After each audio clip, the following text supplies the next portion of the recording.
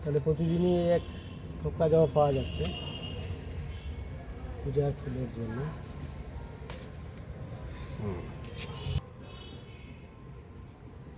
করবী ফুল সারা বছরই পাওয়া যাচ্ছে, দেখতে খুব সুন্দর লাগে, লাল রঙের।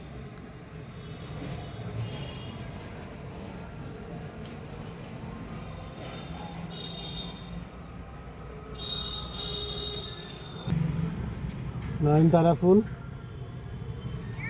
গোলাপের ভিতরে সাদা সাদা, এটা আবার একটু অন্যরকম। আমাদের বাগানে বিভিন্ন রকমের নয়নতারা ফুল আছে। সাদা জবা প্রতিদিনই একটা করে পাওয়া যাচ্ছে, বেশি হচ্ছে না কিন্তু পূজায় একটা করে দেওয়া যাচ্ছে। এই ফুটে আছে, 20 ফুটে আছে, এটা কালকে পাওয়া যাবে।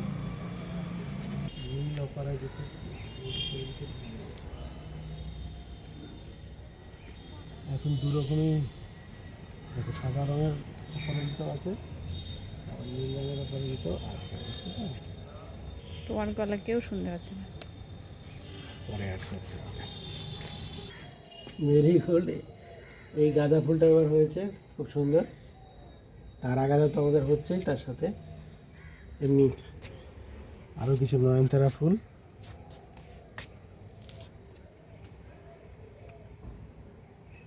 নয়নতারা পূজার জন্য অনেক তোলা হয় প্রতিদিন।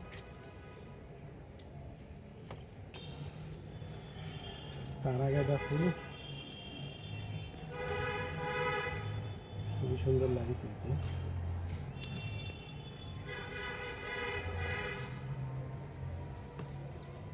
ভালোই পাওয়া যায় প্রতিদিন তারা গাঁদা। কাকরবি, কাকরবিও দেখতে সুন্দর লাগে, পাওয়া যাচ্ছে, শীতকাল জুড়েই পাওয়া যাবে। নাকচম্পা ফুল কুড়িয়ে এসছে অনেক, সাবধানে তুলতে হবে। এখানে একটা ফুল,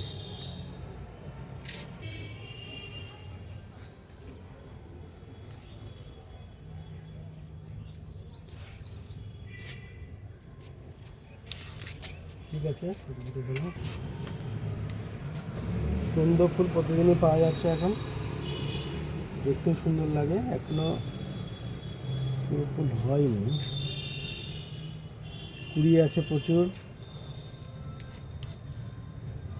ফুল অল্প কিছু পাওয়া যাচ্ছে, বেশিরভাগই ফুল ছোট ছোট, সেগুলো এখন যাবে না। ঠিক আছে। এটা হচ্ছে শিম গাছ, চারা হয়েছে প্রচুর। তুলা গাছ,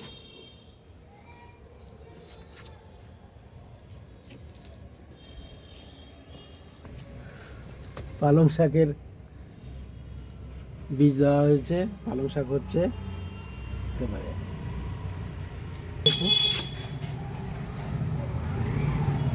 কিছু তুলসী পাতা নেওয়া যাক পূজার জন্য।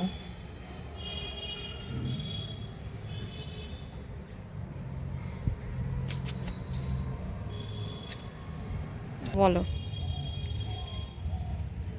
এই গ্রো ব্যাগের মধ্যে শসা গাছের চাষ করা হয়েছে।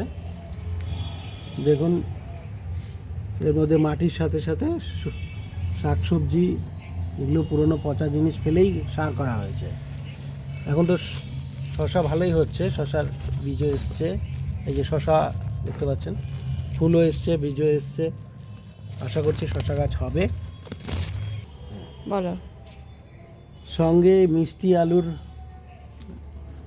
বীজও লাগানো হয়েছে এখানে। মিষ্টি আলুও বেশ পাতা বেরিয়েছে। একই সাথে গ্রো ব্যাগের মধ্যে শসারও চাষ হচ্ছে, আবার এদিকে মিষ্টি আলুর শাকও হচ্ছে। এই শাকও খাওয়া যেতে পারে। গাছে দেখুন ফুলও এসছে, সেই সাথে শসাও হয়েছে। এই যে শসাটা বেশ ভালোই হচ্ছে। এই পাতাটা সরিয়ে আমি দেখাচ্ছি, এই দেখুন শসা ভালোই হচ্ছে। শশা ফুলও এসছে, শশা হচ্ছে।